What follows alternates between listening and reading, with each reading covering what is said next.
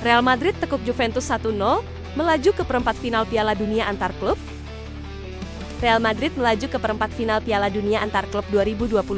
Setelah mengalahkan Juventus 1-0 di babak 16 besar, gol tunggal dicetak oleh Gonzalo Garcia lewat sundulan tajam hasil umpan silang Trent Alexander-Arnold pada menit 53 di Hard Rock Stadium Miami. Juventus tampil agresif di awal laga, menciptakan beberapa peluang. Penjaga gawang mereka, Michel Di Gregorio, melakukan sekitar 10 penyelamatan gemilang untuk menjaga skor tipis. Meski demikian, Real Madrid mendominasi penguasaan bola dan menciptakan tekanan konsisten sepanjang pertandingan. Real mengawali babak pertama dengan kans dari tendangan Bellingham pada menit 30, namun berhasil ditahan. Di babak kedua, dominasi diteruskan dan tren pergantian pemain, termasuk masuknya Mbappe dan Modric, membantu tim mempertahankan keunggulan tipis hingga akhir.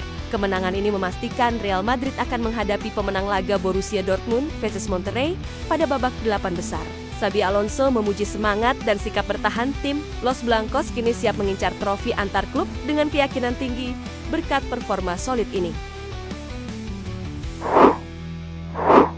Kiper termahal dunia kini ditebus murah, Kepa merapat ke Arsenal.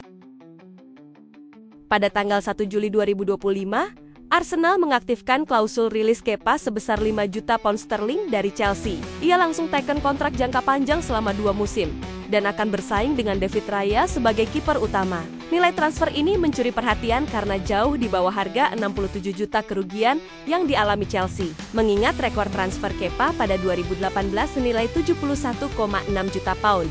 Selama masa peminjaman ke Bournemouth, Kepa tampil gemilang 31 pertandingan, 8 clean sheets, serta menjadi pemain kunci dalam pertahanan kuat klub tersebut musim lalu.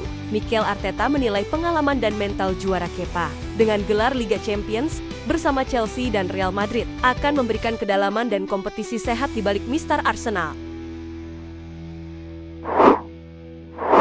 Manchester City was-was Rodri alami cedera lagi usai Piala Dunia antar klub.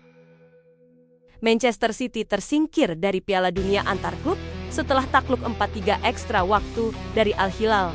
Pep Guardiola mengaku khawatir karena Rodri yang baru kembali dari cedera lutut anterior mengeluh cedera lagi saat babak perpanjangan waktu. Rodri masuk menit 53 dan digantikan pada menit 100. Ini jadi penampilan kelimanya sejak pulih, sehingga kekhawatiran soal kemunduran fisik makin nyata setelah performa belum maksimal. Guardiola sebelumnya memilih pendekatan hati-hati dalam pemulihan Rodri, membatasi menit bermain di turnamen. Ia menekankan pentingnya perlindungan ekstra karena cedera lutut anterior memerlukan masa transisi panjang. Pelatih menyampaikan bahwa pemulihan tersebut bisa memakan waktu berbulan-bulan sampai Rodri mencapai kondisi puncak. Sementara itu, ia berharap rekan satu tim akan tampil solid di musim mendatang, meski absennya Rodri menjadi tantangan berat. Direktur Dortmund sebut, Gittens buka jalan ke Chelsea, meski ada perbedaan nilai.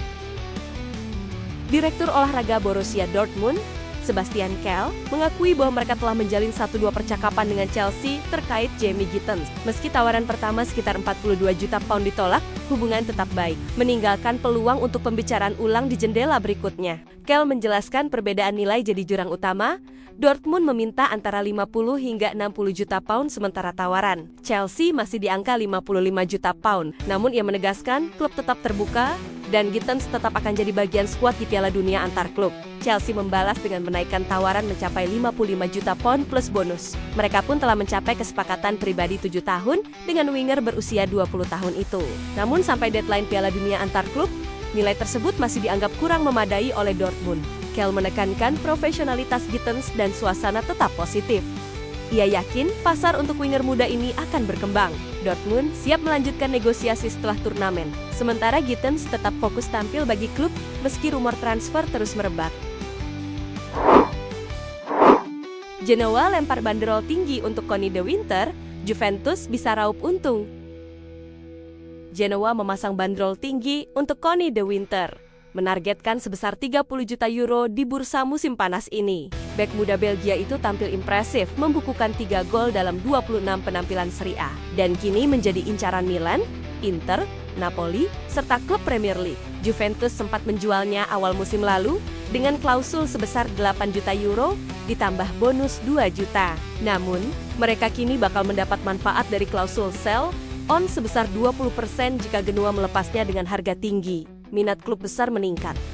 AC Milan menilai De Winter pantas dibayar 25 juta euro.